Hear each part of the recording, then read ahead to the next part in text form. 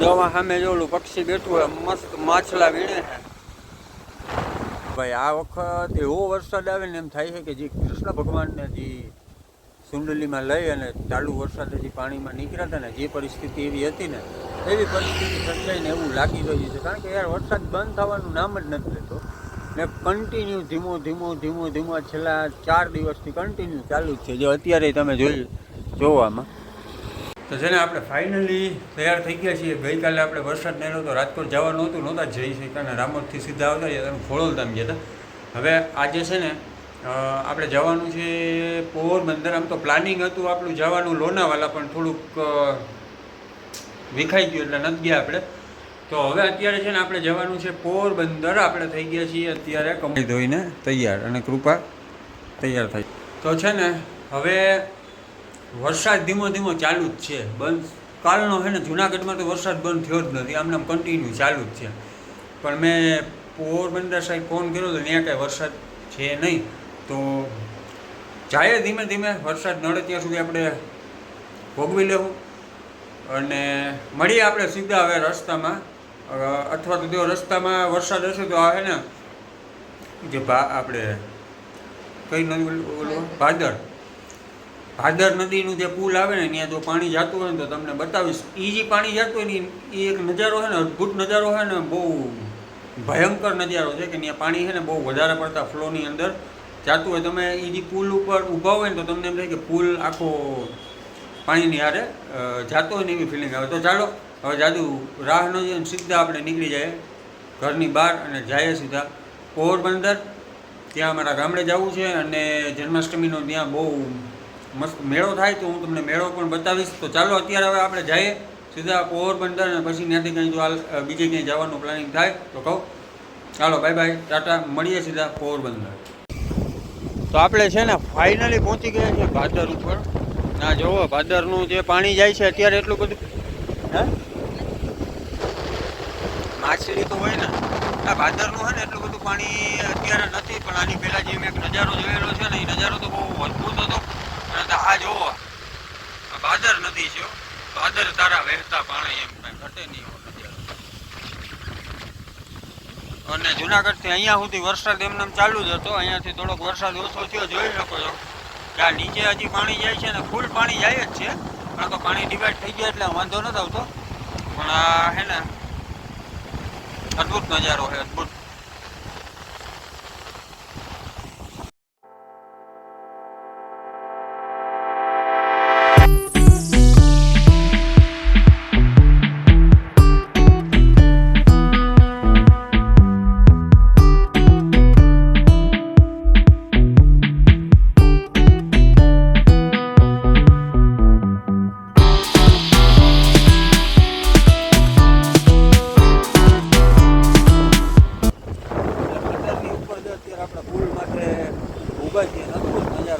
પાણી જાય જ છે અત્યારે ભાદરમાંથી.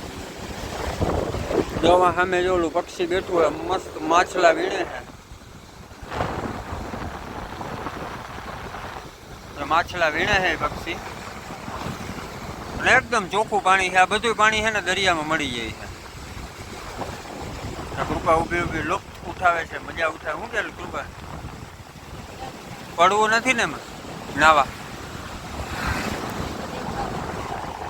અને ભાઈ અમે જ્યારે છે ને જુનાગઢ રહેવા આવ્યા ને આજથી 17-18 વર્ષ પહેલાં, ત્યારે આ જે આપણે અત્યારે પુલ ઉપર ઊભા નહીં, પુલનું કામ પુલ હતો પણ ટૂંકમાં પુલમાં છે ને થોડુંક ક્રેક ને આવી ગયું હતું તો ખરાબ હતો.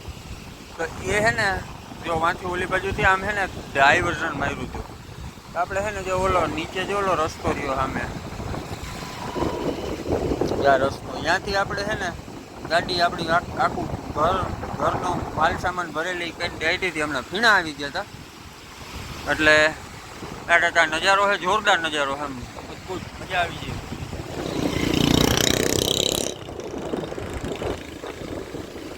ચાલો હવે આપણે છે ને અહીંયા ઓલું ફૂલને પધરાવવાના હતા એ પધરાવી દીધા છે.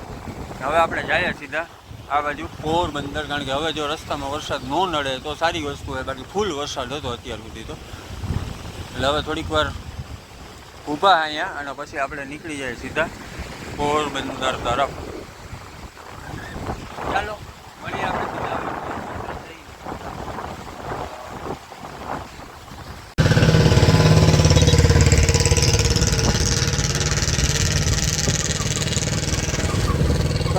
ફાઇનલી આજે બીજો દિવસ થઈ ગયો છે. આપણે જુનાગઢથી 5:30-6 વાગે પહોંચી ગયા હતા. વરસાદ હતો, થોડો ઘણો નડ્યો હતો એટલે આપણે આગળ ક્યાંય ગયા નહોતા કાલના દિવસમાં તો. પણ આજે આપણે છે ને વરસાદ તો હજી વાતાવરણ એવું જ છે કે વરસાદ હોય એવું. તો હવે આજના દિવસમાં મારું ગામડું છે ને, મારું ગામ છે ને, ત્યાં જાઉં છું. બરાબર. પછી આજે 8મનો દિવસ એટલે ભગવાન શ્રી કૃષ્ણનું 5251મો જન્મ ઉત્સવ આજે આખી દુનિયા મનાવશે. તો આપણે આ જન્મ ઉત્સવ જે કૃષ્ણ ભગવાનનો છે એનો જે લોકમેળો છે એ પોરબંદર ચોપાટી ગ્રાઉન્ડની અંદર યોજાય છે. તો રાતે હું તમને પોરબંદર ચોપાટી ગ્રાઉન્ડના મેળાના પણ વિડીયો બનાવીશ અને અપલોડ કરશું. પણ એ આ વ્લોગની અંદર નહીં કરી. આ વ્લોગમાં અત્યારે હું મારા ગામમાં જાઉં છું, ત્યાં જઈ ફ્રેશ થઈને રાતના હું પાછો આવું ત્યારે આપણે નવો વિડીયો પોરબંદર મેળાનો આપણે બનાવશું. તો અચૂકથી જોવાનું ભૂલતા નહીં અને બનશે તો આપણે લાઈવ પણ આજે ચાલુ કરશું. તો ભાઈ આપણે છે ને થોડુંક હાલ્યા 10 કિલોમીટર, વળી પાછો વરસાદ આવી ગયો ને આપણે અત્યારે ઊભા છીએ.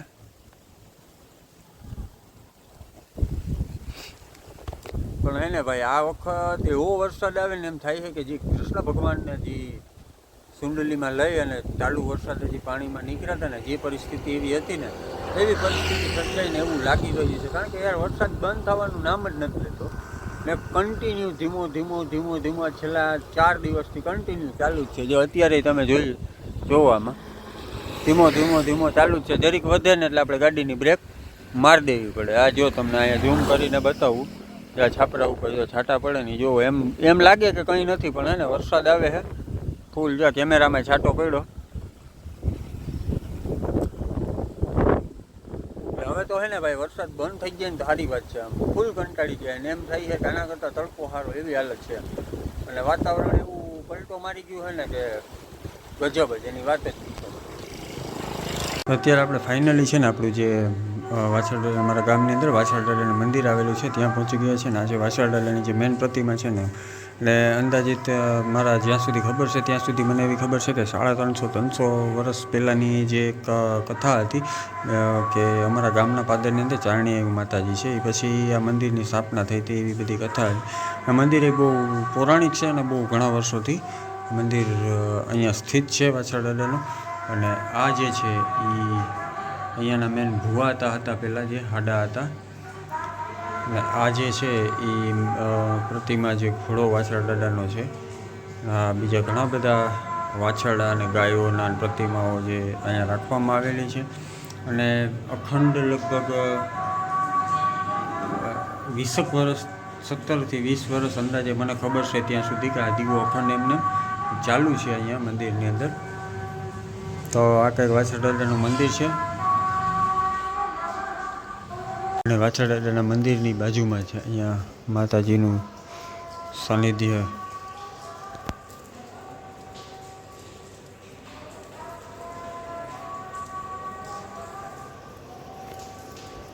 માં વિંધ્યાવાસીની માતાજીનું મંદિર અહીંયા આવેલું છે. અને આ તો મેં તમને આની પહેલાં બતાવેલું છે આગળના વિડીયોની અંદર.